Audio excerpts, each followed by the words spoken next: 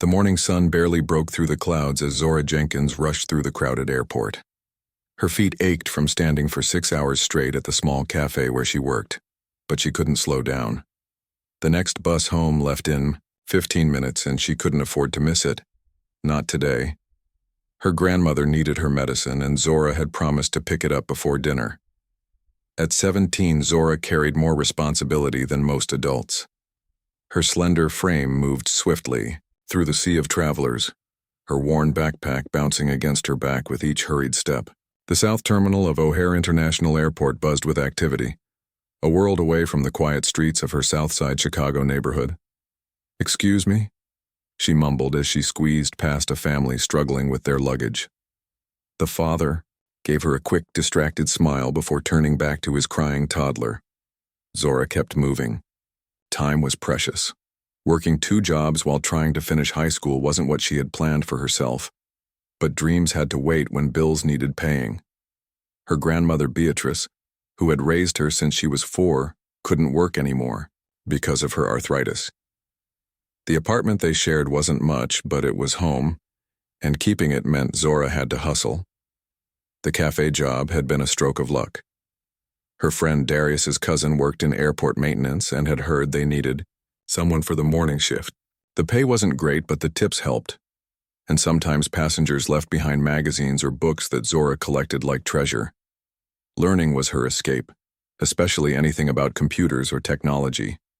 Last month, a businessman had forgotten a copy of Coding for Beginners, and Zora had stayed up 3 nights straight, absorbing every page. As she hurried past Gate 37, something caught her eye, a flash of white against the dark blue carpet. She almost kept walking. Almost. But curiosity made her slow down. A boarding pass. First class. Zora glanced around. The gate was nearly empty, with just a few travelers sitting far away, engrossed in their phones or laptops.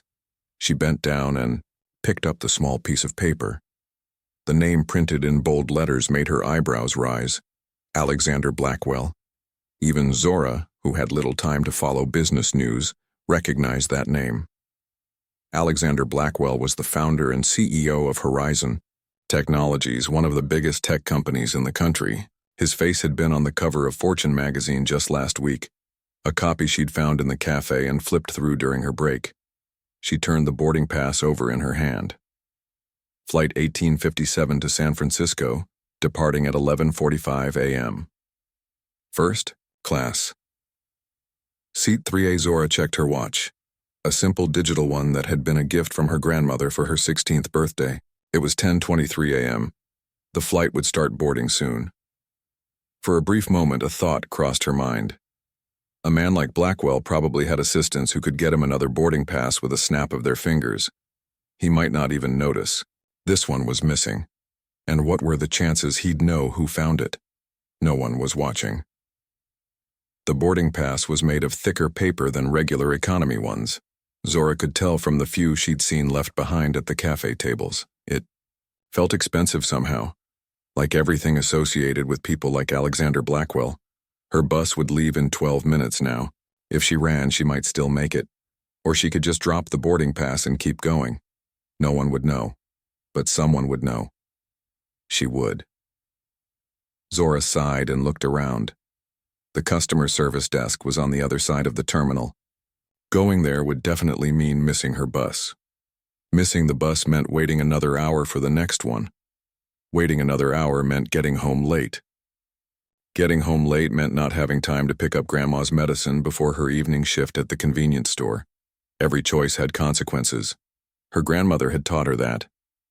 "Your character is what you do when nobody's watching," Beatrice Jenkins would say, her voice firm but kind. It was one of the many sayings she had repeated throughout Zora's childhood, wisdom passed down through generations. Zora clutched the boarding pass and made her decision. The customer service desk was busy, with a line of frustrated travelers dealing with delayed flights and missed connections. Zora stood in line, shifting her weight from one foot to another, aware of each passing minute. When she finally reached the front, a tired-looking woman with graying hair gave her a practiced smile. "How can I help you today?" the woman asked. Her name tag reading Patty, I found this boarding pass, Zora said, sliding the piece of paper across the counter. I think someone important dropped it. Patty glanced down and her eyes widened slightly. Her posture straightened immediately. Oh my, this belongs to Mr. Blackwell. Where did you find it? Her tone had changed completely. Over by gate 37, Zora explained. It was just lying on the floor. Patty was already reaching for the phone. Thank you so much for bringing this to us. Mr. Blackwell is one of our most valued customers. I'll page him immediately. As Patty made the call, Zora glanced at the large clock on the wall. 10:36 a.m. Her bus was gone. Mr. Blackwell has been notified and is on his way, Patty said, hanging up the phone. She looked at Zora with new interest. Would you mind waiting? I'm sure he'd like to thank you personally. Zora hesitated. I don't know. I should probably get going. It won't take long, Patty assured her. And really, you've done a very good thing. Not everyone would have. The words reminded Zora of her grandmother again. She nodded and stepped to the side of the desk, out of the way of other customers. As she waited, she thought about Alexander Blackwell. She had read bits and pieces about him in discarded newspapers and magazines. He had a reputation as a tough businessman, but was also known for his charity work. There were rumors that he had grown up poor himself, maybe even in foster care, before building his tech empire from nothing. Zora didn't know if those stories were true or just part of a carefully crafted image. The airport continued its constant motion around her, announcements echoing overhead, people rushing past with determined expressions, emotional reunions, and tearful goodbyes playing out in equal measure. Zora had spent so many hours in this place, yet she always felt like an observer, never truly part of it. The passengers she served coffee to were going places she had never been, living lives she could only imagine. Her phone buzzed in her pocket. A text from her grandmother. Did you catch the bus? Zora's thumbs hovered over the screen. She didn't want to worry Beatrice, but she also never lied to her. Missed it. Something came up. We'll take next one. Don't worry about medicine, neighbor Mrs. Wilson said she can pick it up. That last part was a small lie. She'd have to text Mrs. Wilson next and ask for the favor, but the kind elderly woman who lived across the hall rarely refused to help. Zora's attention was pulled away from her phone by a sudden shift in the energy of the space around her. People were straightening up, conversations pausing mid-sentence. She looked up to see what had caused the change. A tall man in a perfectly tailored dark blue suit was walking purposefully toward the customer service desk. His salt and pepper hair was cut close to his head and his posture radiated authority without effort. Even without knowing who he was, people naturally moved out of his way. Alexander Blackwell had arrived. Patty immediately came out from behind the desk.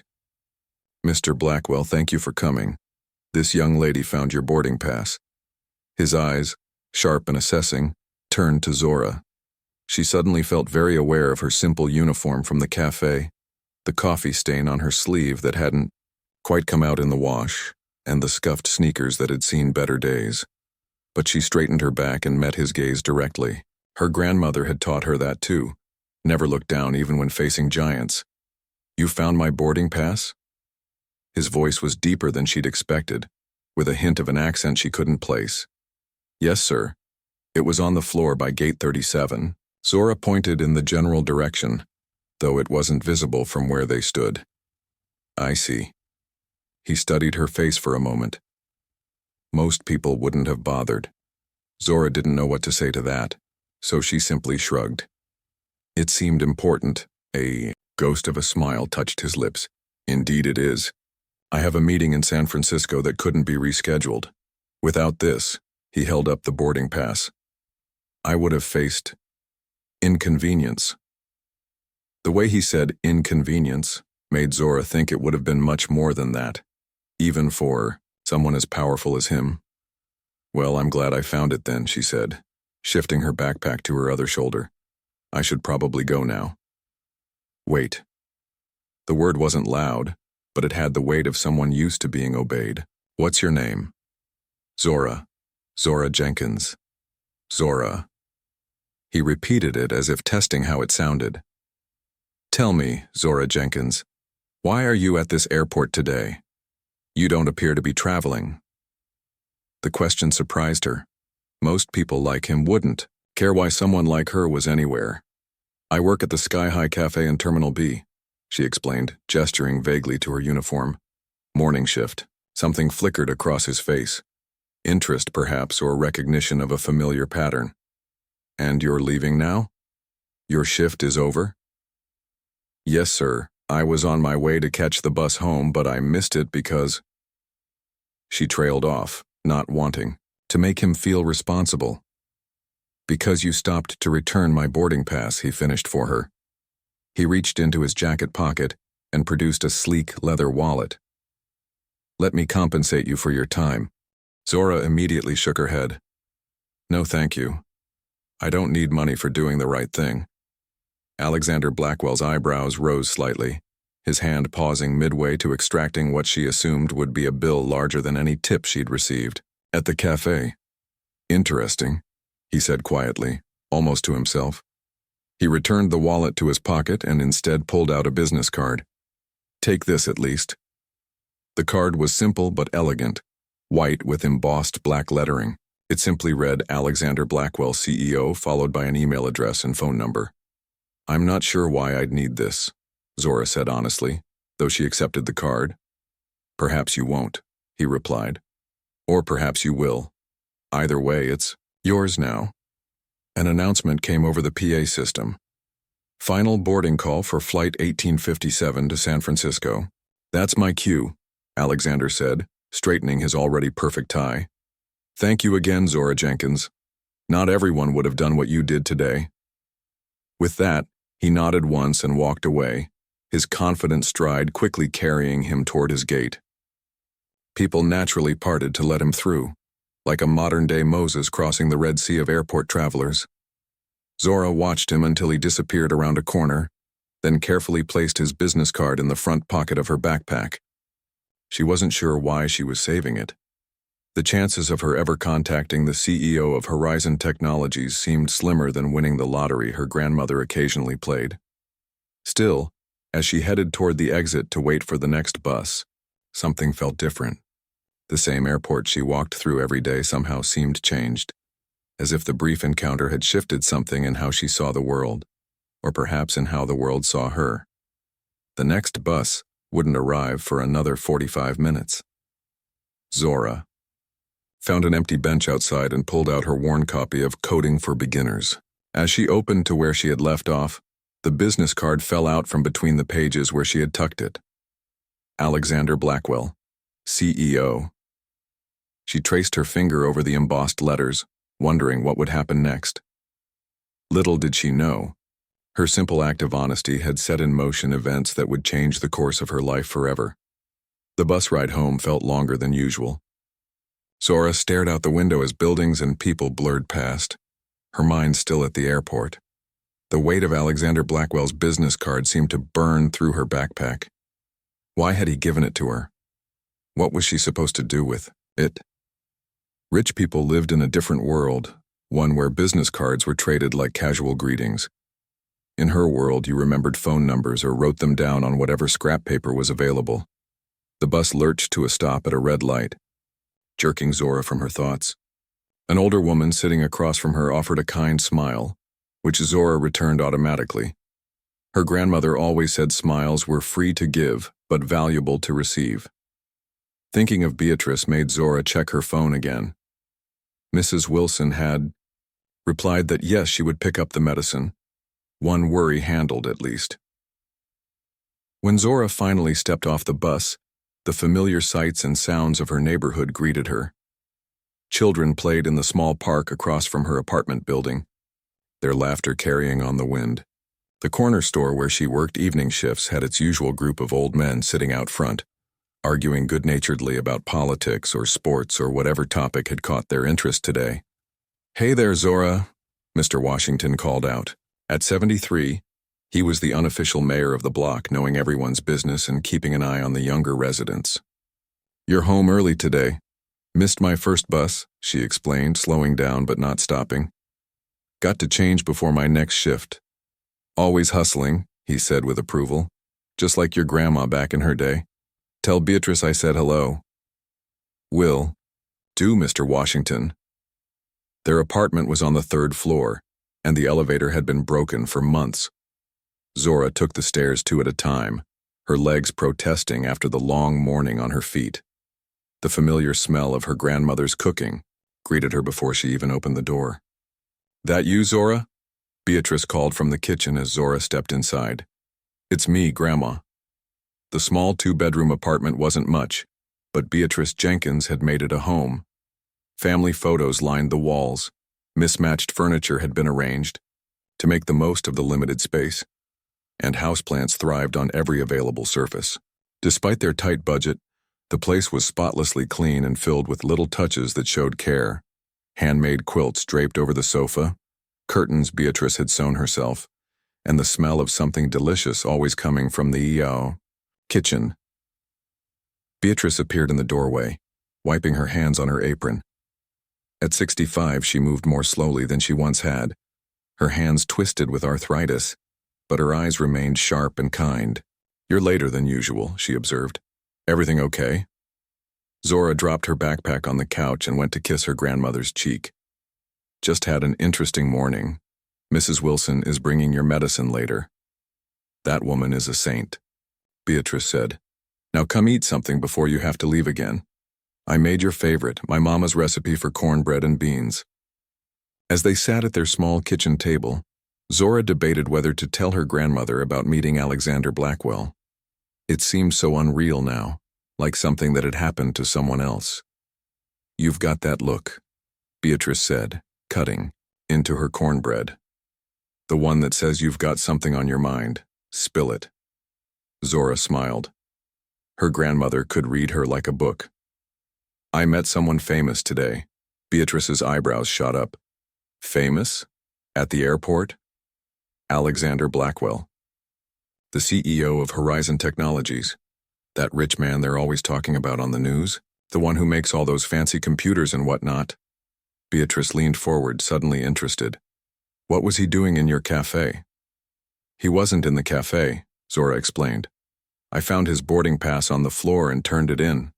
That's why I missed the bus. I was waiting to give it back to him.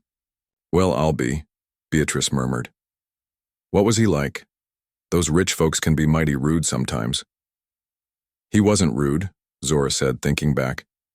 He was different. Intense, I guess. He tried to give me money, but I said no. You said no to money? Beatrice's tone was incredulous. She knew better than most how tight their finances were. It didn't feel right taking money just for returning something that belonged to him. Zora pushed beans around her plate with her fork. But he gave me his business card. His business card? Beatrice repeated. What for? Zora shrugged. I don't know. He didn't say. Beatrice was quiet for a moment, studying her granddaughter's face. Well, sometimes life puts opportunities in front of you. It's up to you to recognize them. It's just a business card, Grandma, Zora said with a small laugh. It's not like he offered me a job or anything. Maybe not, but you never know where things might lead. Beatrice reached across the table and patted Zora's hand. You've got a good head on your shoulders and a good heart in your chest. That's a combination that opens doors. After lunch, Zora changed into her uniform for the corner store, a simple polo shirt with the store's logo. Her evening shift would last until 9 p.m., and then she'd have just enough time to finish her homework before falling into bed. Weekends weren't much different, except she picked up extra hours at both jobs when she could. As she was about to leave, she hesitated, then went back to her backpack and took out Alexander Blackwell's business card. She propped it up against the small mirror on her dresser, where she would see it when she came home. The evening passed in its usual routine, stocking shelves, ringing up customers, sweeping floors. The store wasn't busy most nights, which gave Zora time to read or do homework between customers. Tonight, though, she found herself distracted, her mind wandering back to the airport and her brief encounter with Alexander Blackwell. What had he meant when he said, "Not everyone would have done what you did today"? Was returning lost items really so uncommon? The thought made her sad. Her grandmother had raised her to believe that honesty and kindness were basic human decencies, not special virtues to be praised. "You're quiet tonight," observed Mr. Chen, the store owner, as he checked the day's receipts. At 56, he had owned the corner store for over 20 years and had given Zora her first job when she was 15. "Everything okay at home? Beatrice doing well?" "Everything's fine," Zora assured him. "Just thinking." Mr. Chen nodded. He wasn't a man of many words himself, which made him a good boss for Zora. They worked together in comfortable silence most evenings. "You know," he said suddenly, looking up from his calculator, "I've been thinking about getting one of those computer systems for inventory. The one my nephew told me about. Would save a lot of time." Zora perked up. She had been suggesting this very thing for months. "That would be great. I could help you set it up." Mr. Chen looked surprised. "You know about those things?" "I've been teaching myself," Zora said. "I read a lot about computers and programming. It's kinda my thing." "Huh." Mr. Chen considered her with new interest. "Maybe you could talk to my nephew. He's in IT at the university, comes by on Sundays for dinner. You should join us this week." The invitation caught Zora off guard. In the 2 years she'd worked for Mr. Chen, he'd never invited her to his home. "Really? I wouldn't want to impose." "Not imposing," Mr. Chen insisted. "My wife always makes too much food anyway. She'd be happy to have someone new to feed, and you and David can talk computer talk. He's always trying to explain things to me, but it goes right over my head." "I'd like that," Zora said, feeling a small spark of excitement. Talking to someone who worked in IT, who might have insights about the industry, about paths she could take, was an unexpected opportunity. By the time her shift ended and she headed home, Zora felt a strange sense of possibility that hadn't been there before. First the encounter with Alexander Blackwell, now this invitation from Mr. Chen. It was as if doors were beginning to appear in walls she'd thought solid. The apartment was quiet when she returned. Her grandmother would be asleep already, needing rest for her arthritic joints. Zora moved silently through the familiar rooms, her routine so ingrained she could have done it blindfolded. Brush teeth, wash face, change into pajamas, check that the door was locked and the stove was off. In her tiny bedroom, the business card still stood propped against her mirror. Zora picked it up, running her finger over the embossed letters once more. What would it be like to work at a place like Horizon Technologies? To create things that changed how people lived and worked? To walk into an office building every day wearing nice clothes instead of a uniform with someone else's logo on? Dreams were dangerous things when you lived paycheck to paycheck. Dreams made you restless, made you want more than what was possible. Zora had learned to keep her dreams small and practical. Graduate high school with good grades, maybe find a way to take some community college classes, save enough to help her grandmother live more comfortably. But tonight, holding the business card of one of the richest men in America, she allowed herself a bigger dream. Just for a moment. What if? What if she emailed him? What if he remembered her? What if he could offer her some kind of opportunity? An internship, a scholarship, something that could be a stepping stone to a different future? The rational part of her brain immediately shot down these fantasies. Men like Alexander Blackwell didn't hand out business cards to start mentoring poor kids from the South Side. He had probably forgotten her already, moving on to his important meeting in San Francisco, surrounded by people who actually mattered in his world. And yet, why had he given her the card at all? Zora sat on the edge of her bed, turning the card over in her hands. On the back was a blank white space. No message, no handwritten note. Just emptiness waiting to be filled. She opened her laptop, a refurbished model she had bought with 6 months of saved tips. It was old and slow, but it worked. Her email account was simple and professional, something she had created for school assignments. zora.jenkins@email.com. Before she could overthink it, she opened a new message and carefully typed in the email address from the card. The cursor blinked in the empty subject line, waiting. What should she say? Thank you for the business card. It was nice meeting you. None of those seemed right. None of them explained why she was reaching out. Finally, she typed, boarding pass follow-up. The body of the email was harder.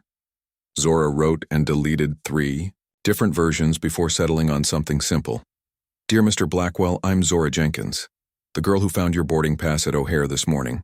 I wanted to thank you for taking the time to speak with me. I've been teaching myself computer programming and have a strong interest in technology.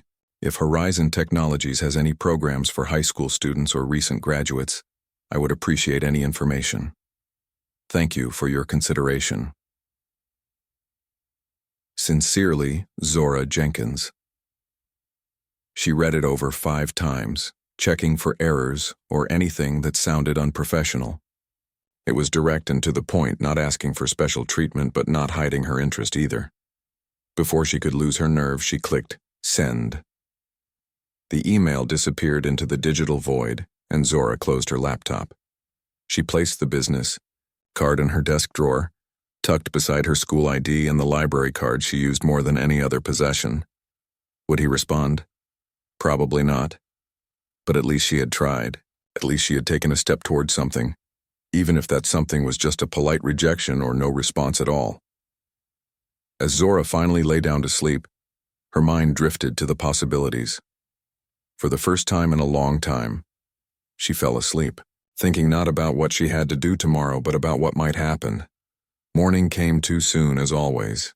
Zora's alarm blared at 4:30 a.m., and she silenced it quickly, not wanting to wake her grandmother.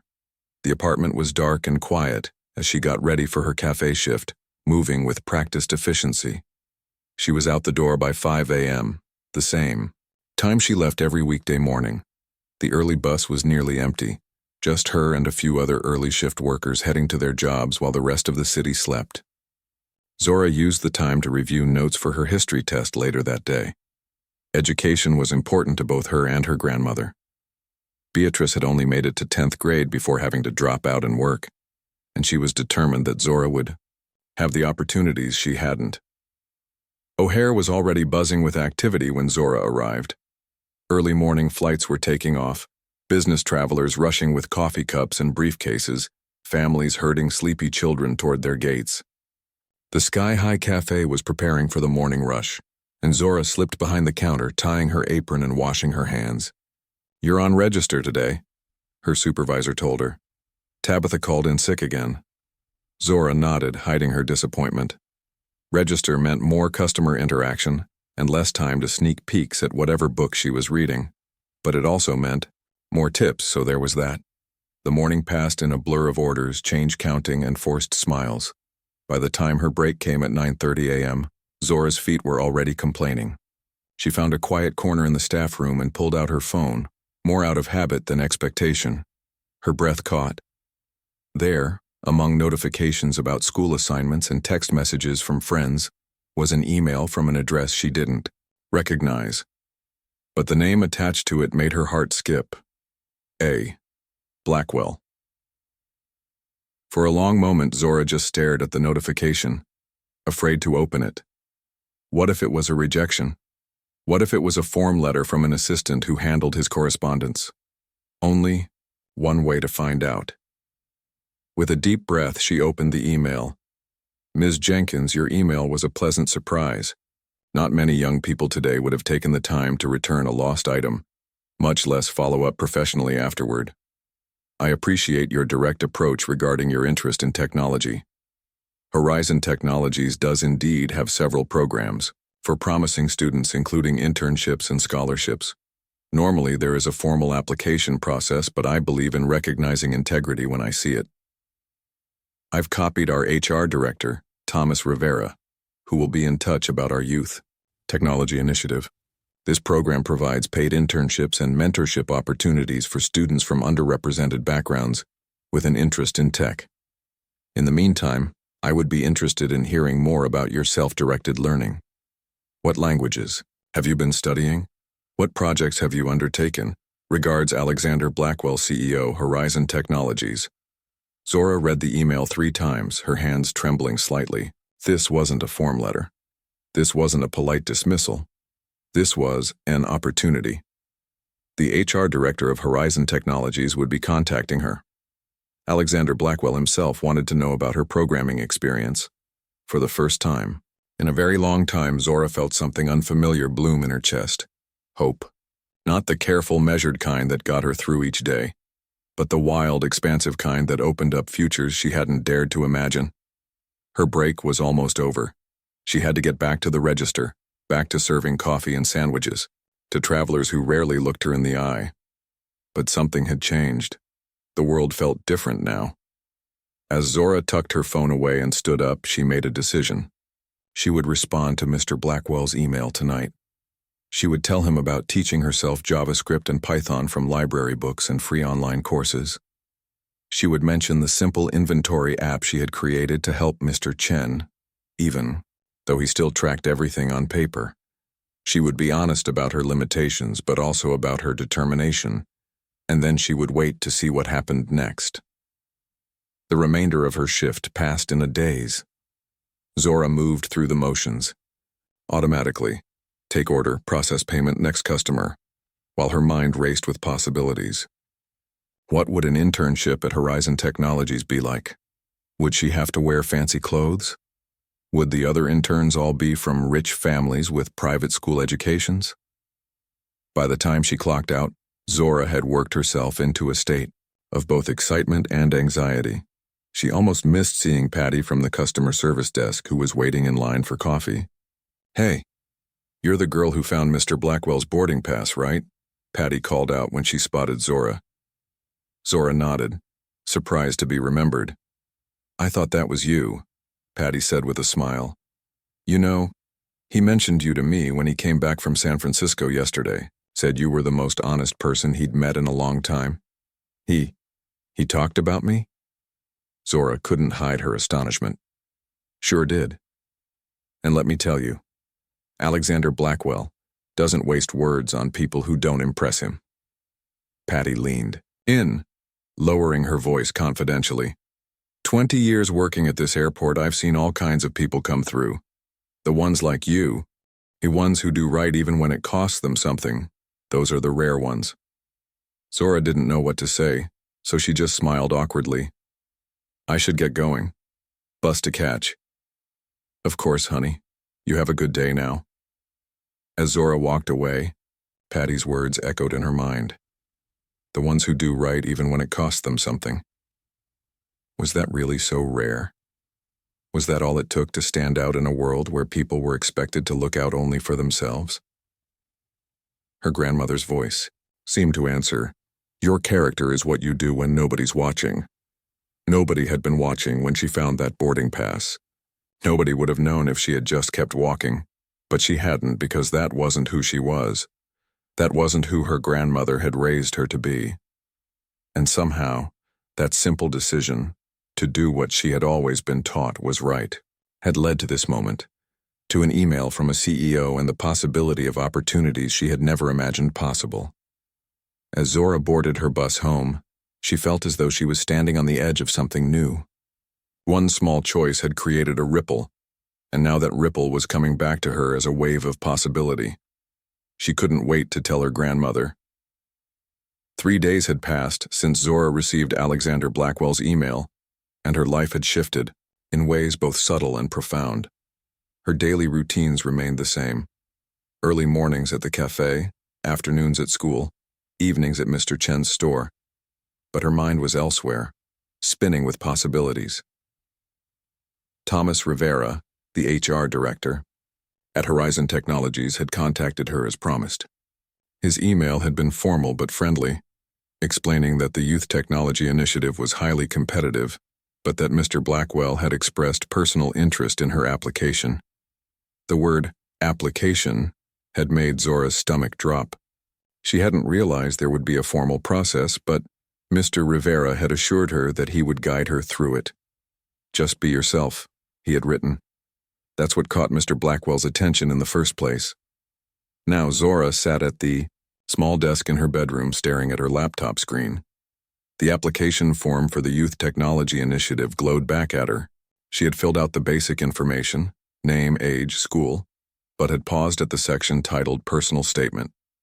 In 500 words or less, explain why you are interested in technology and what you hope to contribute to the field.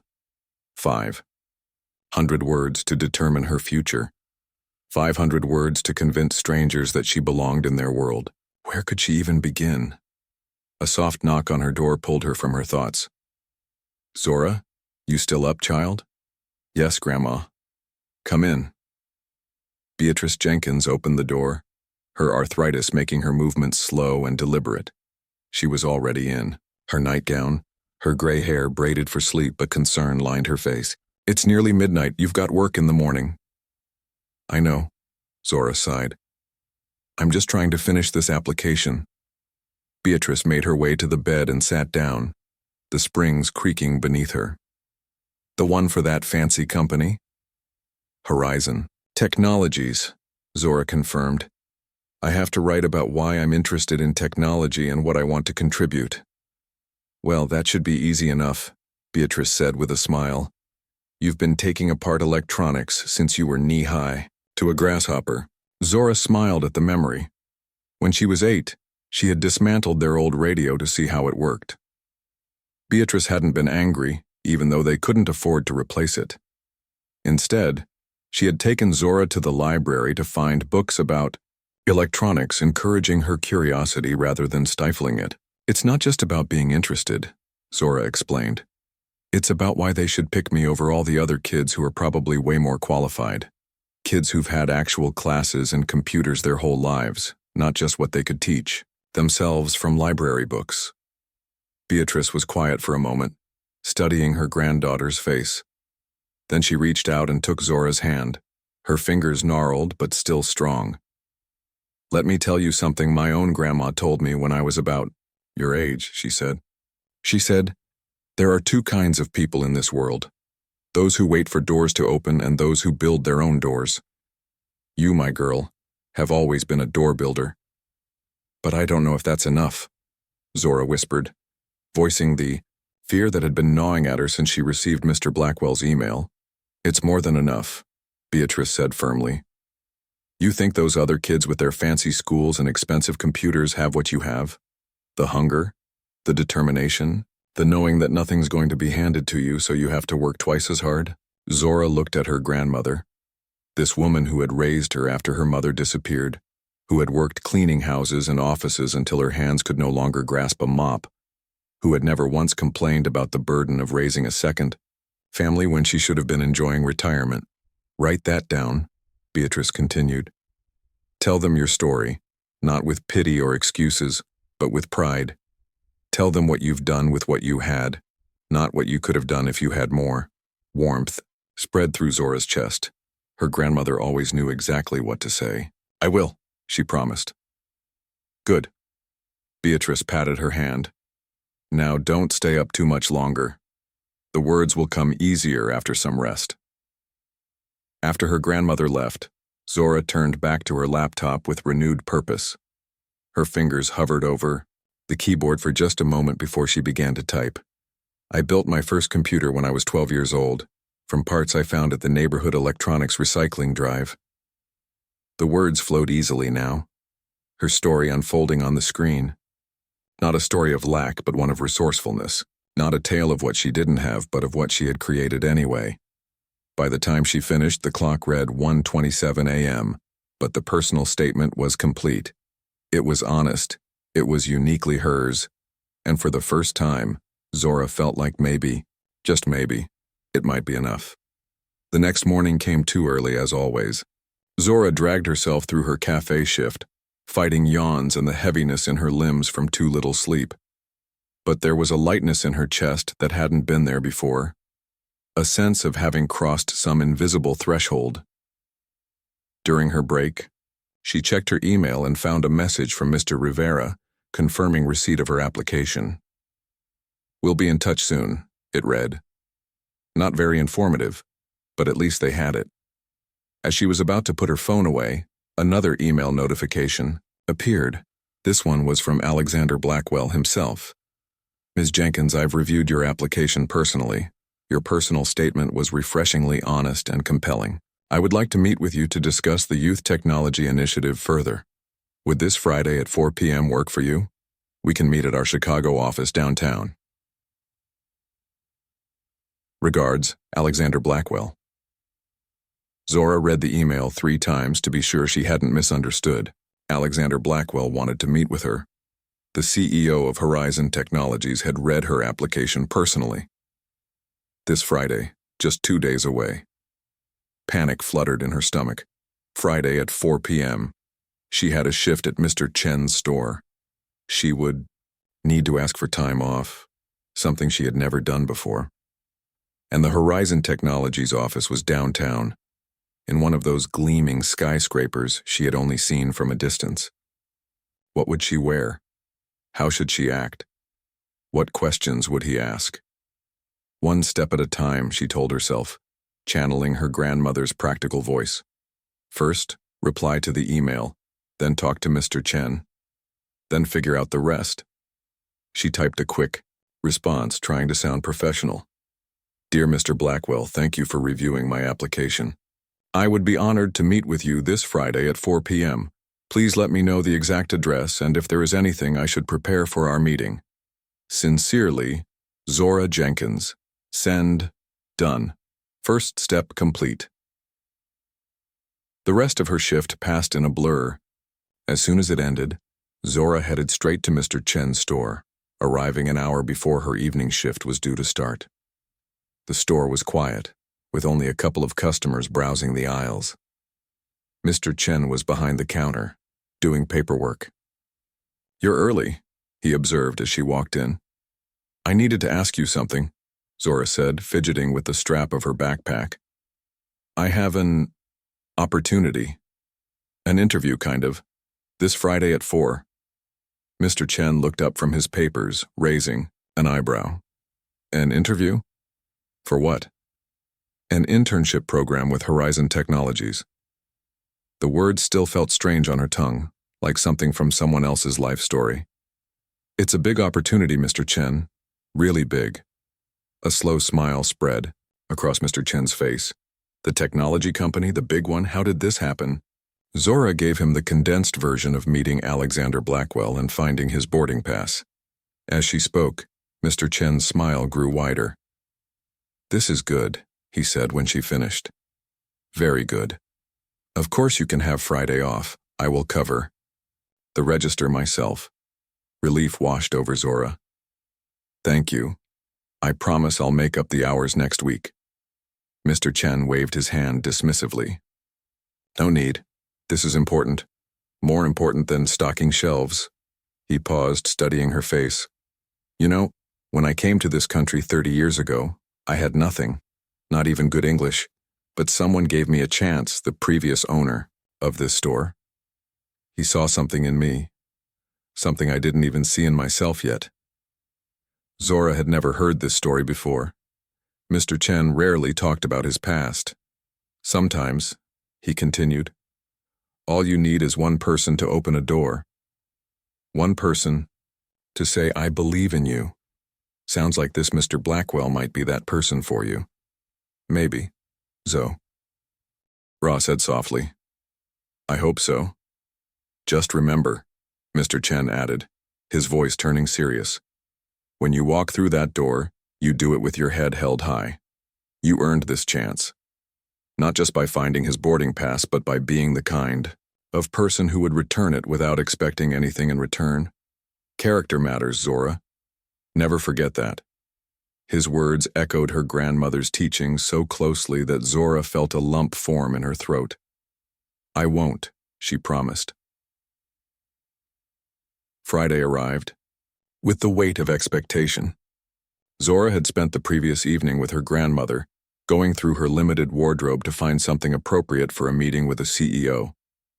They had settled on her only pair of dress pants, bought for a school presentation last year, and a simple blue blouse that Beatrice had ironed to crisp perfection. It wasn't fancy, but it was neat and professional, the best they could do. Zora had also prepared by researching Alexander Blackwell and Horizon Technologies more thoroughly. The public library's computers had given her access to articles and interviews that painted a fuller picture of the man she was about to meet. Born in Detroit to a single mother, raised partly in foster care after she became ill, Alexander Blackwell had worked his way through college with scholarships and part-time jobs. He had founded Horizon Technologies in his late 20s, building it from a small startup to a global corporation over the course of 25 years. His story wasn't so different from what hers could be, Zora realized. Different circumstances, different decades, but the same fundamental elements. Starting with less, working with more determination, finding a way forward through intelligence and grit. The Horizon Technologies building stood 40 stories tall in downtown Chicago, its glass exterior reflecting the clouds and sky. Zora stood on the sidewalk across the street for a full minute, gathering her courage before crossing. The lobby was all marble and glass, with a security desk and turnstiles that required ID badges. "Excuse me," she said to the security guard, trying to keep her voice steady. "I have a meeting with Mr. Blackwell at 4 p.m. My name is Zora Jenkins." The guard looked skeptical for a moment but checked his computer screen. His expression changed to surprise. "Yes, Ms. Jenkins, you're expected. Please sign here." He handed her a visitor's badge after she signed the digital pad. "Elevator to the 40th floor. Mr. Blackwell's assistant will meet you there." The elevator moved smoothly and swiftly, carrying Zora higher than she had ever been in her life. Her stomach fluttered, partly from the elevation and partly from nerves. When the doors opened on the 40th floor, she stepped into another world. The reception area of Horizon Technologies was spacious and modern, with sleek furniture and walls of glass offering panoramic views of the city. A young woman sat behind a curved desk, looking up with a professional smile as Zora approached. "You must be Zora," she said. "I'm Diane, Mr. Blackwell's executive assistant. He's expecting you. Can I get you anything? Water? Coffee?" "Water would be nice," Zora said, her throat suddenly dry. Diane led her to a small seating area and brought her a glass of water. "Mr. Blackwell is just finishing up a call. It should only be a few minutes. Feel free to enjoy the view while you wait." Left alone, Zora walked to the windows. From 40 stories up, Chicago looked like a different city. Spread out below her, the streets forming neat grids, Lake Michigan, a vast blue expanse in the distance. Somewhere down there was her neighborhood, her tiny apartment, her grandmother, probably sitting by the window waiting for her to come home with news. The thought gave her strength. "It's quite a view, isn't it?" The deep voice startled her. Zora turned to find Alexander Blackwell standing a few feet away, watching her with interest. Up close, he was taller than she remembered, his presence filling the space without effort. Today he wore a light gray suit that probably cost more than her grandmother's entire yearly income, but his expression was approachable. "Yes, sir," she agreed. "I've never seen the city like this before." "Neither had I, until I was about your age," he said, moving to stand beside her at the window. "I was 19, interviewing for an internship not unlike the one you're applying for. The company was on the 35th floor of a building not far from here. I was so nervous I could barely speak." The image of Alexander Blackwell being nervous about anything was hard to reconcile with the confident man beside her. "Did you get the internship?" she asked. A smile touched his lips. "I did, and it changed the course of my life." He turned away from the window. "But we're not here to talk about my past. Let's sit, shall we?" He led her to a seating area with comfortable chairs and a low table between them. As they sat, Zora noticed that he moved with deliberate efficiency, a man who didn't waste motion any more than he wasted words. "I've reviewed your application materials thoroughly," he began without preamble. "Your personal statement was particularly compelling. You've accomplished a great deal with limited resources." Zora didn't know how to respond to this direct praise, so she simply said, "Thank you. Tell me more about your self-education in programming," he continued. "You mentioned teaching yourself Python and JavaScript. What resources did you use?" This was familiar territory. Zora relaxed slightly as she explained about the library books, the free online courses she accessed during her lunch breaks at school, the forums where she had asked questions and learned from more experienced programmers. She described the inventory app she had created for Mr. Chen, even though he still preferred his paper ledger. Alexander listened attentively, occasionally asking questions that showed he was truly engaged with what she was saying. Not once did he make her feel like her experiences were inadequate or her knowledge insufficient. "What about your long-term goals?" he asked after she had finished describing her current coding project. "Where do you see yourself in 5 years, in 10? It was the kind of question Zora had expected but still found difficult to answer. How could she know what was possible when her world was expanding so rapidly? 5 years from now, I hope to have a computer science degree," she said carefully, "and to be working in software development, creating things that help people solve real problems. In 10 years, she paused, then decided to be bold. "In 10 years, I want to be leading my own team, designing systems that make technology accessible to communities like mine, where most people can't afford the latest gadgets but could benefit from them just as much as anyone else." Alexander's expression didn't change, but something flickered in his eyes. Approval, perhaps, or recognition. "Ambitious," he noted, "and specific. I like that." He stood up suddenly. "Come with me. I want to show you something." Curious, Zora followed him through a door and down a hallway lined with glass-walled offices and meeting rooms. People looked up as they passed, some doing double takes at seeing Alexander Blackwell escorting a teenager through the executive floor. They stopped at a large room filled with computers and what looked like prototype devices. Young people in casual clothes moved between workstations, engaged in animated discussions or focused intently on their screens. "This is our innovation lab," Alexander explained, "where our interns and young developers work on special projects, separate from our main product lines.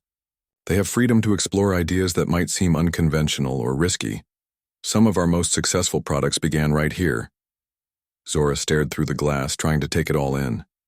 "They look so young," she observed. "Most are college students," Alexander confirmed. "But age isn't the determining factor for who works here. Talent, creativity, and drive are what matter. Some of our best ideas have come from people who think differently because they've lived differently." He turned to face her directly. "The Youth Technology Initiative isn't just about giving opportunities to underrepresented students, Ms. Jenkins. It's about bringing diverse perspectives into our company. People who have had to solve problems with limited resources often develop a kind of creativity that can't be taught in any classroom." Zora felt her heartbeat quicken. Was he saying what she thought he was saying? "The internship includes a full scholarship to the university of your choice," Alexander continued. "Housing stipend, living expenses, mentorship, and guaranteed summer employment throughout your college years. Upon graduation, assuming satisfactory performance, a position at Horizon Technologies." The room seemed to tilt slightly. This wasn't just an internship. This was everything. A complete path forward, a door flung wide open. "Why me?" The question escaped before Zora could stop it. "There must be thousands of students who apply for this program. Kids with better qualifications, more experience." Alexander studied her face for a long moment before answering. "Do you know what the most valuable quality is in any employee, Ms. Jenkins? More valuable than intelligence, more valuable than education or experience?" Zora shook her head. "Integrity," he said simply. "The willingness to do the right thing even when it costs you something. Even when no one is watching. That boarding pass you found? You could have walked away, most people would have, but you didn't because that's not who you are." He gestured to the innovation lab. "I can teach anyone coding languages or business strategies. I can provide education and experience. But I can't teach character. That's something a person either has or doesn't." Zora thought about her grandmother, about the values she had instilled through example more than words. About doing right not for reward but because it was right. The simple lessons that had shaped her entire life. "The program has 10 spots," Alexander continued. 9 have been filled through our regular application process. The 10th is yours if you want it." If she wanted it, it was everything she had ever dreamed of and more. But instead of immediate joy, Zora felt a sudden weight of responsibility. This wasn't just about her. This was about her grandmother who had sacrificed so much, about Mr. Chen who had believed in her, about the community she came from where opportunities like this were as rare as snow in summer. I would need to talk to my grandmother, she said slowly. She's raised me since I was little. This would affect her too. Alexander nodded. Respect, evident in his expression. Of course. Family should be part of big decisions. Why don't you bring her to our orientation session next Friday? You can both tour the facilities, meet the other students in the program, and get all your questions answered before making a final decision. That would be perfect, Zora said, relief washing through her. She works hard to hide it, but her arthritis makes it difficult for her to get around sometimes. Would that be a problem? Not at all. I'll send a car for you both. He checked his watch. I have another meeting shortly. Do you have any other questions for me before we wrap up? Zora had 1,000 questions, but one rose to the surface. The other students in the program, where are they from? Diverse backgrounds, Alexander replied.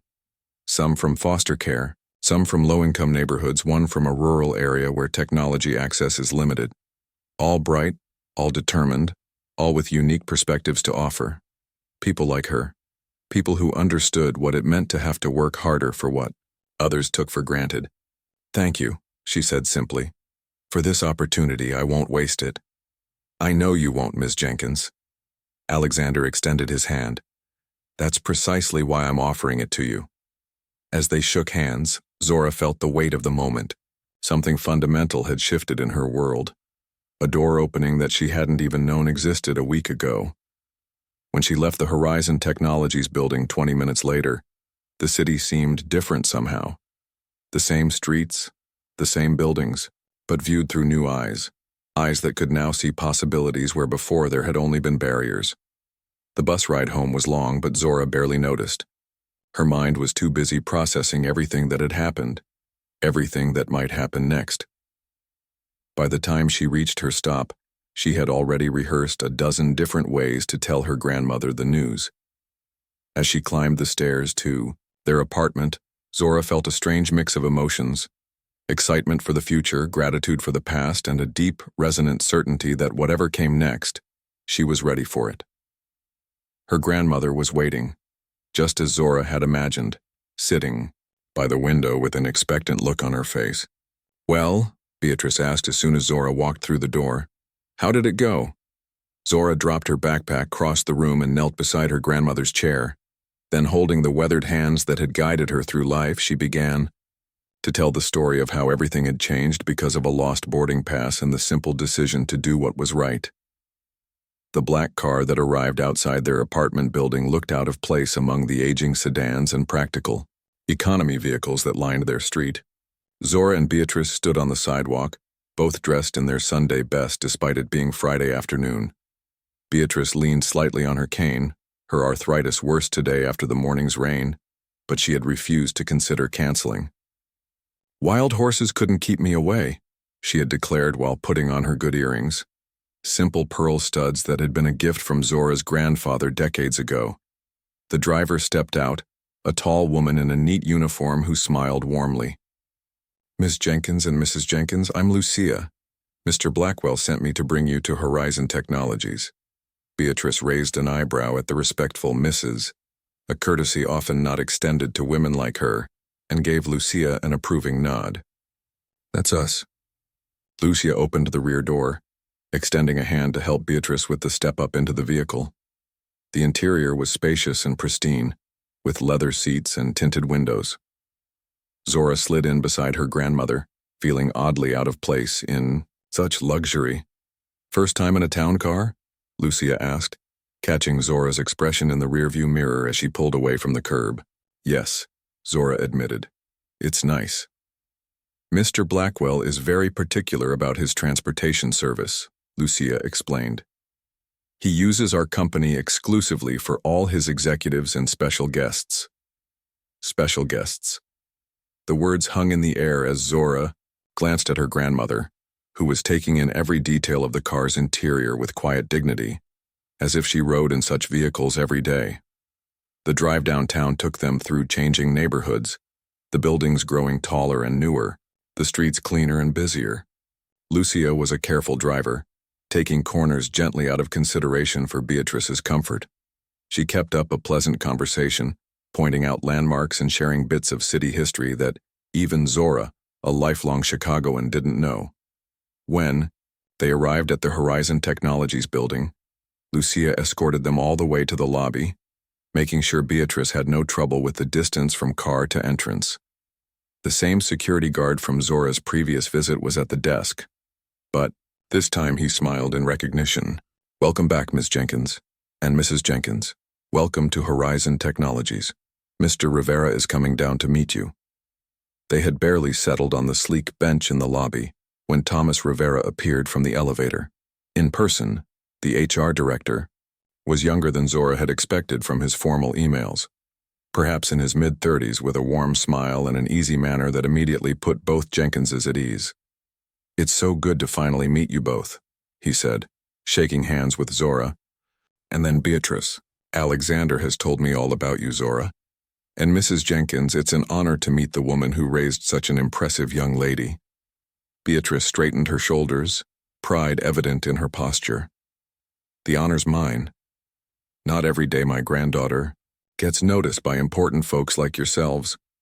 "Oh, I think you'll find she's made quite an impression," Thomas said with a smile. "Now, shall we go up? The other students and their families are already here." The elevator ride to the 30th floor was swift and smooth.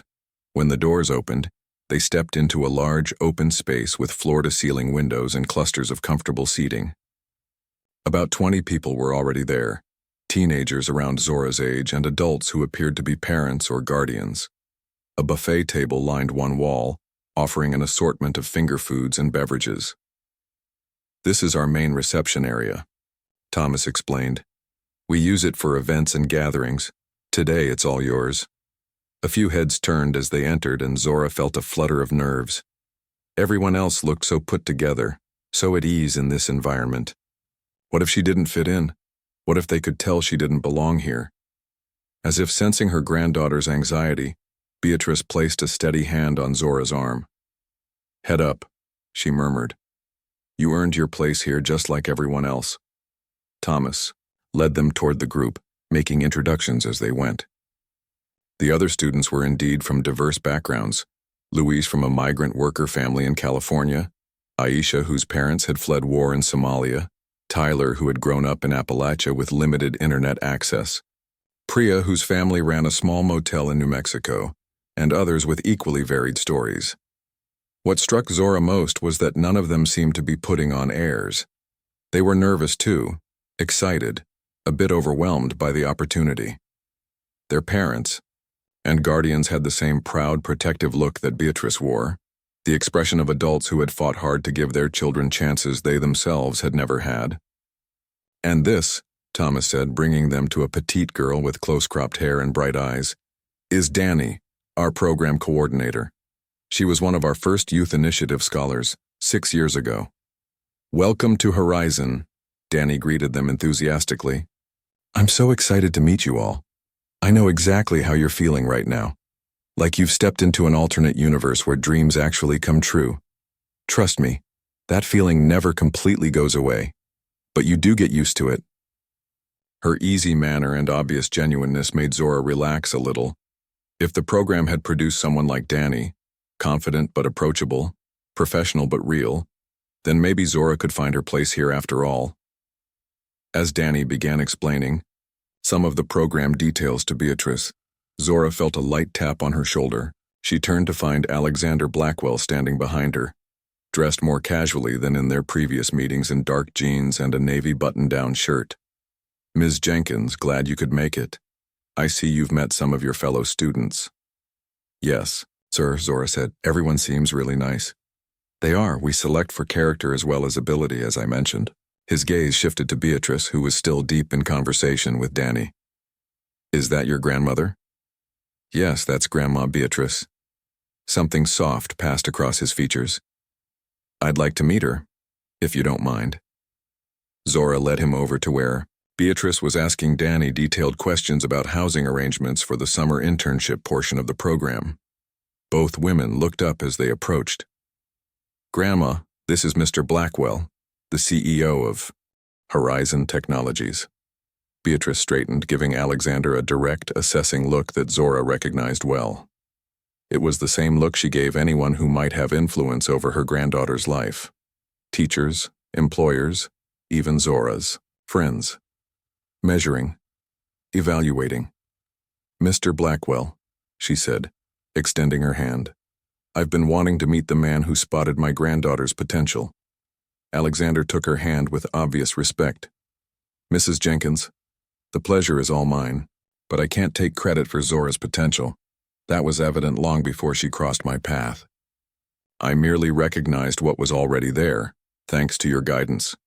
Beatrice's expression softened slightly at the acknowledgement. "Well, you saw something many others have missed. For that, I thank you." "Perhaps we could talk privately for a few minutes," Alexander suggested. "There's a quiet seating area just through those doors if you don't mind a short walk." Beatrice nodded. "Zora, why don't you get to know the other young people? Mr. Blackwell and I are going to have a chat." Zora watched, curious and slightly nervous, as her grandmother and Alexander Blackwell walked slowly toward the glass doors leading to what appeared to be a small terrace. What would they talk about? Would her grandmother approve of this man and his program? Would he find Beatrice's direct manner off-putting? She didn't have long to wonder before Danny pulled her into a conversation with Luis and Priya, who were discussing their coding experience. Soon, Zora was deep in conversation about programming languages and project ideas, finding common ground despite their different backgrounds. Luis had taught himself to code on a shared community center computer in his rural town, while Priya had learned by helping her parents build a reservation system for their small motel. "That's why this program is so cool," Priya explained. "None of us had fancy schools or expensive tech camps, but we all found ways to learn anyway. And now we get to do it together, with actual resources." "Did you meet with Mr. Blackwell personally?" Luis asked Zora. "Most of us just went through the regular application process." Zora hesitated, not wanting to seem like she had received special treatment. "It was kind of by accident. I found his boarding pass at the airport where I work and returned it." "That's even better," Priya exclaimed. "A real-life meet cute, except with a job offer instead of a romance." The three of them laughed, the tension that had been hanging over Zora finally beginning to dissolve. These were her people, different in many ways but similar in the things that mattered. They understood what it meant to want something badly enough to work for it against the odds. Meanwhile, on the terrace, Beatrice and Alexander sat in comfortable chairs. The Chicago skyline spread out before them. A light breeze ruffled Beatrice's carefully styled hair, but she paid it no mind, her attention fully on the man across from her. "You have questions," Alexander said. "Not a question, but a statement. About me, about this program, about what it means for Zora." "I do," Beatrice acknowledged. "I've raised that girl since she was 4 years old. Her mother, my daughter, wasn't fit to care for her. Drugs took hold and never let go. Zora doesn't remember much of that time. Thank the Lord." Alexander nodded, his expression grave. "I understand. My own mother struggled with similar demons. Then you'll understand why I'm cautious about sudden opportunities that seem too good to be true," Beatrice continued. "In my experience, nothing comes without a price." "A wise perspective," Alexander agreed. "So let me be transparent about what we're offering and why. The Youth Technology Initiative costs Horizon Technologies approximately $200,000 per student over the course of their college education and early career. It's a significant investment." Beatrice's eyebrows rose at the figure.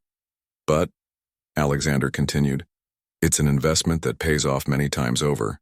The students we select have already demonstrated extraordinary determination and creativity. Given the right resources, mentorship, and opportunities, they consistently develop into some of our most valuable employees. Their diverse perspectives lead to innovations that might never have emerged from more traditional backgrounds." He leaned forward slightly, his expression earnest. "This isn't charity, Mrs. Jenkins. It's good business. Zora has something that can't be taught, a unique way of seeing problems and solutions shaped by her life experiences. That has value, real, tangible value to a company like mine." Beatrice studied him for a long moment. You grew up poor, she said finally. Not a question. Alexander nodded.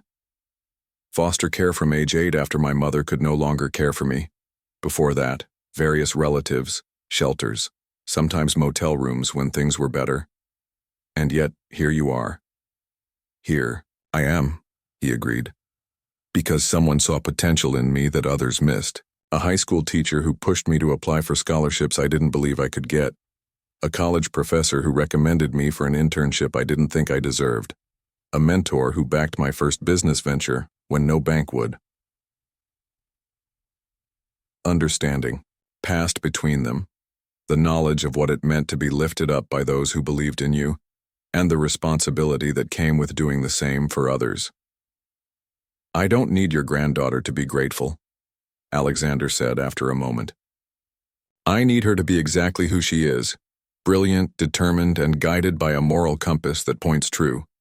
The fact that she insisted on talking to you before accepting our offer tells me everything I need to know about the values you've instilled in her.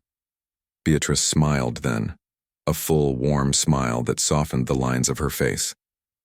You'll find Zora holds herself to high standards, always has, even as a little girl. Never needed much pushing from me. That much is evident, Alexander agreed, but knowing she has your support will make all the difference in her journey. This program is challenging. There will be moments of doubt, of feeling out of place among those who had easier paths. Your steady presence in her life will be her anchor. As long as I draw breath, Beatrice said firmly, though I worry about practical matters too. Our apartment, my health care. Alexander raised a hand. The program includes a stipend for Zora that should cover her contribution to your household expenses. And our family health insurance coverage extends to legal guardians for students under 21. All this is detailed in the materials you'll receive today, but I wanted you to hear it directly from me. Relief washed over Beatrice's features, though she tried to hide it. You've thought of everything. We've been doing this for almost a decade now, Alexander explained. We've learned what our scholars need to succeed, not just academically, but holistically. They talked for a while longer, Beatrice asking pointed questions about expectations, workload, and support systems. Alexander answering with the detail and respect her concerns deserved. By the time they returned to the main reception area, a subtle shift had occurred in their dynamic. A foundation of mutual understanding had been laid. Zora looked up as they approached, trying to read her grandmother's expression. Beatrice gave her the smallest of nods, approval, permission, blessing. The rest of the afternoon passed in a whirlwind of information. Thomas and Danny led a formal presentation about the program structure, the summer orientation, the university, options, the internship periods, the mentorship pairings. Each student would be matched with a Horizon executive who shared similar interests or background elements, creating relationships that went beyond typical professional mentoring. And now, Danny announced toward the end of the presentation, Mr. Blackwell would like to say a few words. Alexander stepped to the front of the room, surveying the gathered students and their families with genuine warmth in his expression. First, congratulations to each of you. Being selected for this program is an extraordinary achievement. You are here not because of privilege or connections, but because of your own merit, determination, and character. He paused, making eye contact. With 3 days after the orientation event, Zora sat at the tiny desk in her bedroom, staring at her ancient laptop. She had spent the morning at the cafe serving coffee to hurried travelers, just as she had done every day before her world changed. Mr. Chen had insisted she keep her evening job too, at least until the summer program began. No reason to burn bridges, he had said wisely. Life has many twists and turns. Always good to keep doors open behind you while walking through new ones ahead. So her routines remained the same: work, school, home, study, sleep. But everything else felt different, as if the colors of her world had suddenly become more vivid. Each mundane task was now infused with purpose, each hour filled with anticipation for what was to come. She had just finished her history homework when her email notification chimed. Probably another message from Luis or Priya. The three of them had been texting and emailing constantly since the orientation, sharing backgrounds and dreams, forging connections before the official program even began. But the sender wasn't either of her new friends. It was Thomas Rivera, the HR director at Horizon Technologies. The subject line read, Youth Technology Initiative, Important Update. Zora's heart skipped. Had something changed? Had they reconsidered her acceptance? With trembling fingers, she opened the message. Dear Ms. Jenkins, I hope this email finds you well. I'm pleased to inform you that we've finalized the mentor pairings for this year's Youth Technology Initiative, as mentioned during our EVE. And each scholar is matched with a Horizon executive who will provide guidance throughout your educational and professional journey. After careful consideration of your background, interests, and potential growth trajectory, you have been paired with Alexander Blackwell, CEO. Mr. Blackwell specifically requested this arrangement, noting parallels between your early experiences with technology and his own. While it is unusual for Mr. Blackwell to take on a direct mentorship role due to his demanding schedule, he has made an exception in your case. Additionally, I'm attaching several documents that require your attention. University preference. Form, please indicate your top 3 choices. Summer housing information. Scholarship details and stipend schedule 4. Technology requirements. Note that a new laptop and necessary software will be provided during orientation. Please review these materials and return the completed forms by Friday. Finally, Mr. Blackwell has asked me to inform you that he has scheduled your first mentorship session for next Wednesday at 4 p.m. His assistant will be in touch with details. We are excited to welcome you to the Horizon family and look forward to supporting your educational and professional development. Warm regards, Thomas Rivera, Human Resources Director, Horizon Technologies. Zora read the email twice, her excitement growing with each word. It was really happening. The CEO of Horizon Technologies would be her personal mentor. She would have a new laptop, a proper one, capable of running real development environments instead of the limited online tools she'd been using. There would be a stipend, money that could help ease her grandmother's financial burden, and college, real college, not a community college course here and there as she could afford it, but a full university education. The thought was almost too big to hold in her mind. She scrolled through the attached documents, scanning the university options. All were prestigious institutions with strong computer science programs. Some names she recognized instantly: MIT, Stanford, Northwestern. Others were less familiar, but still clearly excellent options based on the program descriptions. The summer housing information detailed a residential building near the Horizon headquarters where all 10 students would live during their internship. Periods. Each would have a private bedroom with a shared common area, kitchen, and study space.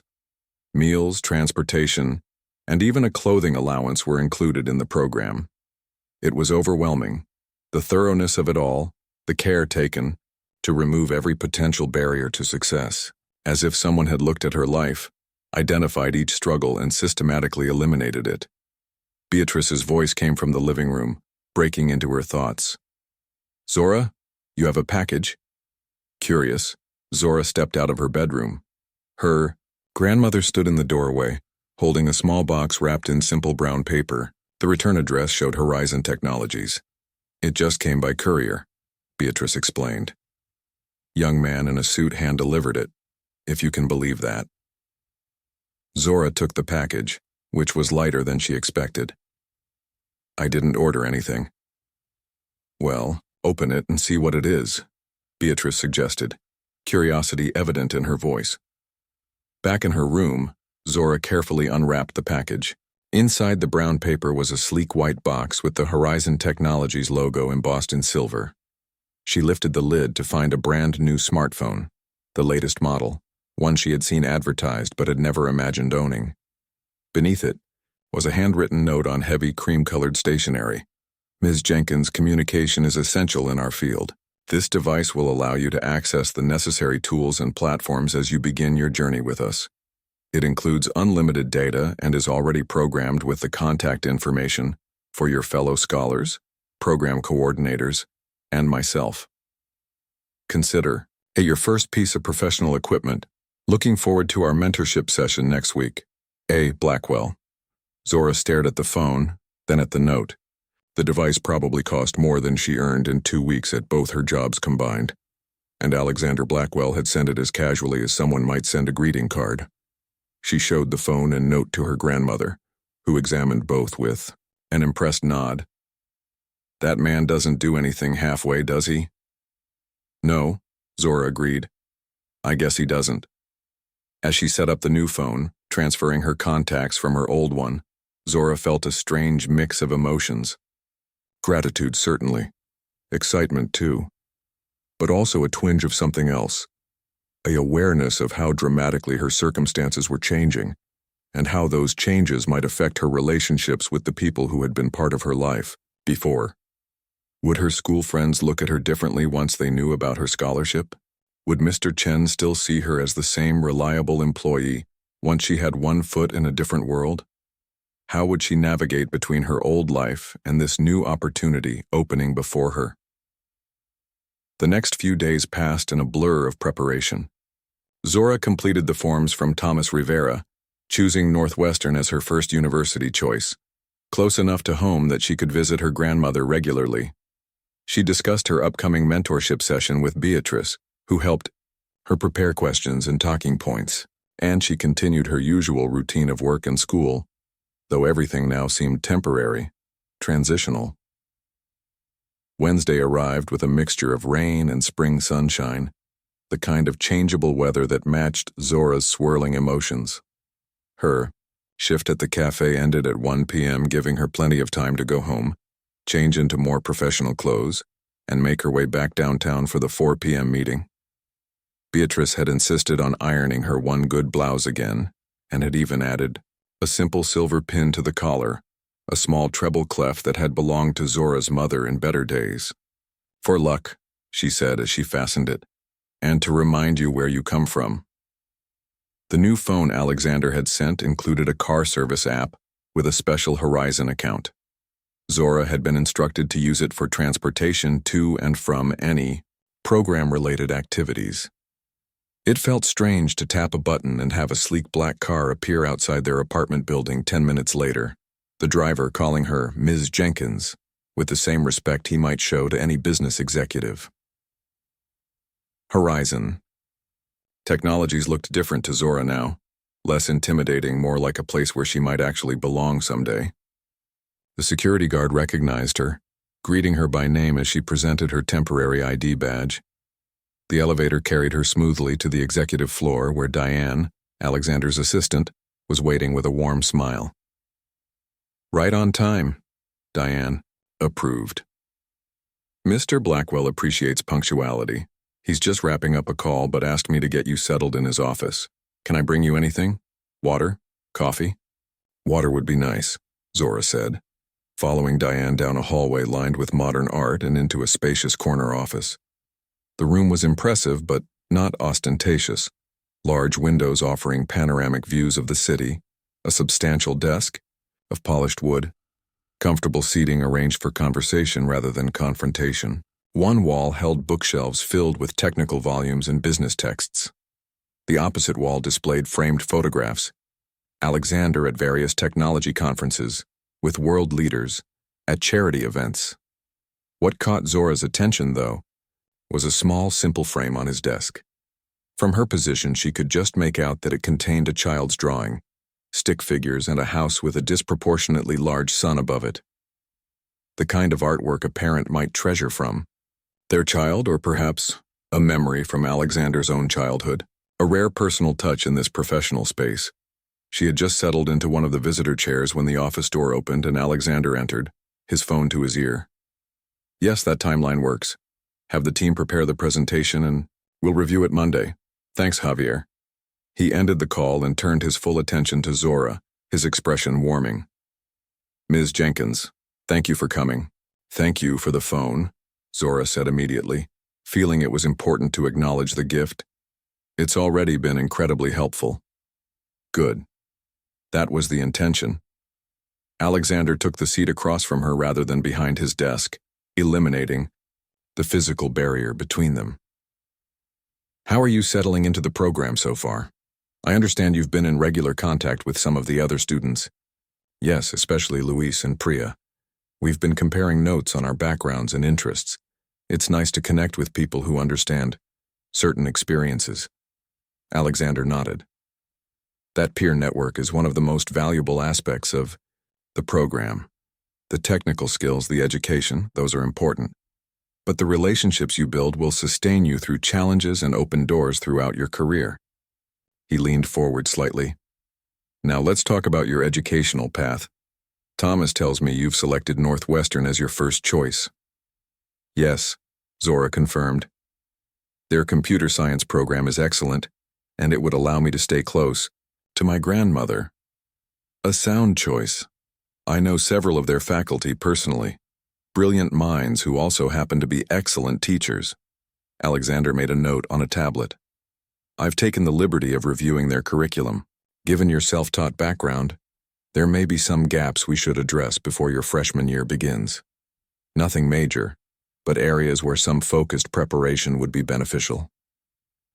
For the next hour, they discussed Zora's educational background in detail, what she had learned on her own, what formal instruction she had received, where her strengths and weaknesses lay. Alexander was thorough but never condescending, treating her self-education with the same respect he might give to a prestigious private school curriculum. Your approach to learning has been remarkably effective, he observed.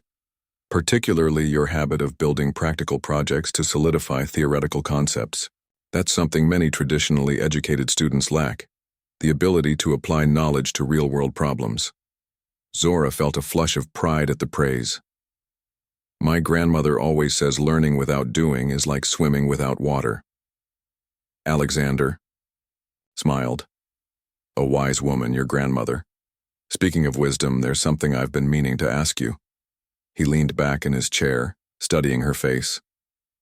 That day at the airport when you found my boarding pass, you missed your bus to return, which meant being late for your other responsibilities. Yet you did it anyway, without expectation of reward. Why? The question caught Zora off guard. It seemed so obvious to her. Because it was yours, and you needed it. It would have cost you something to lose it, and it cost me much less to return it. But it did cost you something, Alexander pointed out. Time, convenience, possibly money if you had to find alternative transportation. Zora shrugged slightly. My grandmother always taught me that your character is what you do when nobody's watching. Nobody was watching me find that boarding pass. I could have walked away. But then I wouldn't have been the person she raised me to be. Alexander's expression softened, something like recognition flickering in his eyes. My foster mother used to say something similar. It's not what you do when the world is clapping that matters. It's what you do when the room is empty. A moment of understanding passed between them, the shared experience of being shaped by women who had insisted on integrity as a non-negotiable value, regardless of circumstances. I believe, Alexander continued after a moment, that such lessons are foundational to success in any field, but particularly in technology. We build systems that influence millions of lives, that handle sensitive information, that make decisions affecting real people. The choices we make when coding, when designing, when implementing, they matter, and they often happen when no one is watching over our shoulder. He stood and walked to the window, looking out at the city sprawled below. I didn't select you for this program because you returned my boarding pass, Ms. Jenkins. I selected you because of what that action revealed about your character. The technical skills, the programming languages, the development methodologies, those can all be taught. But integrity? That comes from within. Turning back to face her, Alexander's expression was serious. Your grandmother has given you something more valuable than any education or opportunity I could provide. My role is simply to ensure that the doors that remained closed to people like us for too long are now opened wide. The rest of their meeting focused on practical matters, scheduling future mentorship sessions, discussing summer project possibilities, outlining preparation work Zora could begin before the program officially started. By the time they concluded, Zora felt both overwhelmed and exhilarated, her mind racing with possibilities. As she was preparing to leave, Alexander handed her a sealed envelope. "One more thing. I'd like you to give this to your grandmother." Zora took the envelope, curious but not wanting to pry. "I will. Our next session is scheduled for 2 weeks from today," Alexander said, walking her to the door. "In the meantime, feel free to email me with any questions that arise. That's what mentors are for." The ride home in another Horizon car gave Zora time to process everything they had discussed. The envelope for her grandmother sat on her lap, its weight seeming greater than its actual substance. What could Alexander Blackwell possibly have to say to Beatrice Jenkins that he couldn't have included in an email or told Zora directly? When she arrived home, Beatrice was in the kitchen, the smell of her famous pot roast filling the small apartment. "How did it go?" she called as Zora hung up her jacket. "Really well," Zora answered, entering the kitchen. "We talked about Northwestern, about preparation work I should do before classes start, about future projects." She held out the envelope. "He asked me to give you this." Beatrice looked surprised, wiping her hands on a dish towel before taking the envelope. "For me? What on earth would that man have to say to an old woman like me?" She opened it carefully, preserving the envelope rather than tearing it as Zora would have done. Inside was a single sheet of the same heavy cream stationery as the note that had accompanied the phone. Beatrice adjusted her reading glasses and began to read silently, her expression changing from curiosity to astonishment as her eyes moved down the page. "Grandma? What is it?" Zora asked, concern rising at her grandmother's unusual silence. Beatrice looked up, her eyes shining with unshed tears. It's a letter. About you, mostly. And about a gift." "A gift?" With slightly trembling hands, Beatrice passed the letter to Zora, who began to read. "Dear Mrs. Jenkins, during our conversation at the orientation event, you expressed concern about your living situation and medical care as Zora embarks on her educational journey. While our program includes provisions for scholars' immediate family members, I understand that your specific circumstances may require additional considerations.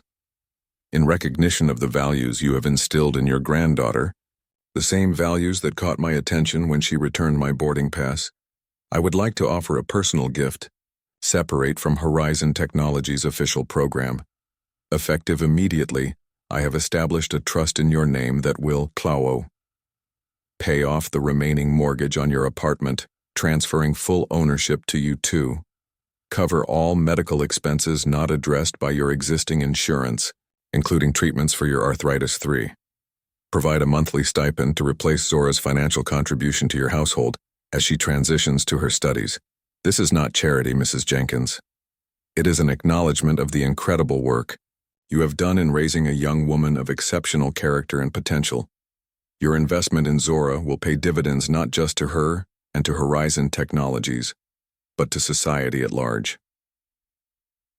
The details of this arrangement have been forwarded to my personal attorney, Maria Gonzalez, who will contact you directly to complete the necessary paperwork. I have instructed her to structure this gift in a way that will not affect any government benefits you currently receive. With deepest respect, Alexander Blackwell. Zora looked up from the letter, her hands beginning to shake just as her grandmother's had. He's paying off our apartment and your medical bills?" Beatrice nodded, tears now flowing freely down her weathered cheeks. "All of it. And more. But why? Why would he do this?" "Read the last paragraph again," Beatrice said softly. "He sees it as an investment. Not in you, child. In me." "In what I did by raising you right." Zora felt her own eyes fill with tears. The magnitude of the gift was almost impossible to comprehend. Their apartment, the small, simple place that had been home for as long as she could remember, would truly be theirs. No more monthly payments that consumed so much of their limited income, no more fear of eviction if they fell behind. And her grandmother's health, the arthritis that had grown steadily worse, the treatments they couldn't afford, the pain Beatrice endured silently rather than burden her granddaughter with more expenses. All of that would be addressed now, But perhaps most significant was the freedom this gift represented. Zora had been determined to find a way to support her grandmother while pursuing her education, to somehow balance work and study and family obligations. Now, that impossible equation had been solved with a single letter. "I don't know what to say," Zora whispered, overwhelmed by emotion she couldn't even name. Beatrice wiped her eyes, her practical nature reasserting itself. "Well, first we say thank you. That's just good manners, and then—" She looked around their small kitchen at the worn cabinets and aging appliances, at the home that had sheltered them through so many challenges. "Then we keep doing what we've always done. We live with dignity. We remember where we came from. And we make sure this gift counts for something by seeing you reach heights I could only dream of." She reached for Zora's hand, clasping it tightly in her own. "That man sees in you what I've always seen. A light that won't be dimmed by circumstance. A spirit that finds a way forward no matter what stands in its path. He's not giving us this gift because he feels sorry for us. He's giving it because he believes in you, in what you can become." As the reality of Alexander's gift sank in, Zora felt something shift deep within her. Not just gratitude, though that was certainly present, but a profound sense of responsibility.